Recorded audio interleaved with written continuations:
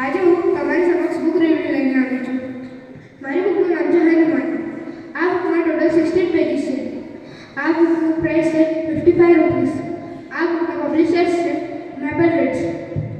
આ બુકમાં હનુમાન ભગવાનની એક નાનપણની વાર્તા આપેલી છે. હનુમાન ભગવાનના માતા પિતા વાયુ અને એની પત્ની અંજના. એ બંને એક પુત્રને જન્મ આપ્યો. એ પુત્રનું નામ હનુમાન આપ્યું. એક દિવસ હનુમાન ભગવાનની માતા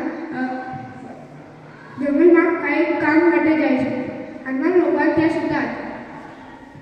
હનુમાન ભગવાન જ્યારે ઉઠે છે એ બહુ ભૂખ્યા હોય છે. હનુમાન ભગવાન આજુબાજુ એની માતા શોધે છે. પરંતુ એની માતાને શોધી ન શક્યો.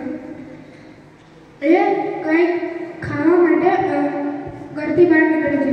એ જ્યારે ઉપર જોયે છે એને સૂરજ દેખાય છે.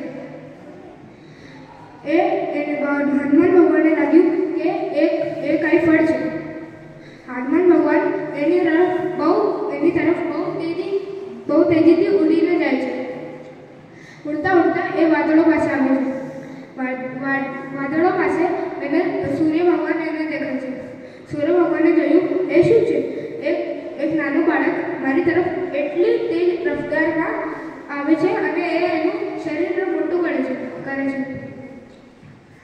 પછી સૂર્યદેવ ચીખ્યા મદદ માંગવા માટે, મદદ કરો કોઈ ભાઈ મદદ કરો.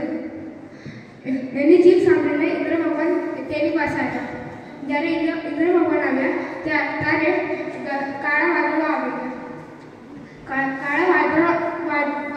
વાદળો આવ્યા ત્યારે પરંતુ હનુમાન ભગવાનની રફતાર એટલી હતી કે એ વાદળો પરથી સૂર્ય ભગવાનની પાસે પહોંચી ગઈ. ત્યારે અચાનક ઇન્દ્ર ભગવાને એના શસ્ત્ર ઇસ્તેમાલ કર્યા અને બધી જગ્યા અંધારું થઈ ગયું. ઇન્દ્ર ભગવાન એના ઘણા શસ્ત્રો યુઝ કર્યા હનુમાન ભગવાનને સુરતથી દૂર લઈ જવા માટે, પરંતુ એ અસફળ રહ્યા. અંતિમમાં ઇન્દ્ર ભગવાને એનો વજ્ર શસ્ત્ર યુઝ કર્યું. વજ્ર શસ્ત્ર એને હનુમાન ભગવાનની તરફ ફેંક્યું. ત્યારે હનુમાન ભગવાન જોરથી નીચે પડ્યા. જ્યારે હનુમાન ભગવાન નીચે પડ્યા ત્યારે એના પિતા મતલબ વાયુદેવે